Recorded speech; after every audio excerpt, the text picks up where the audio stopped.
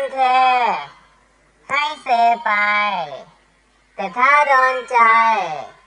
ให้เซมาแบบนี้ถ้าโดนเทให้เซไปแต่ถ้าโดนใจให้เซมาแบบนี้ต้องบอกว่าทุเรียนของผมเนี่ยนะครับการที่จะเลือกทุเรียนให้ดีเนี่ยเขาไม่ได้ดูที่สายพันธุ์ว่าหมอนทองก้านยาวหรือชะนีหรือพวงมณีต้องบอกว่าทุเรียนของผมเนี่ยนะครับการที่จะเลือกทุเรียนให้ดีเนี่ยเขาไม่ได้ดูที่สายพันธุ์ว่าหมอนทองก้านยาวหรือชะนีหรือพวงมณี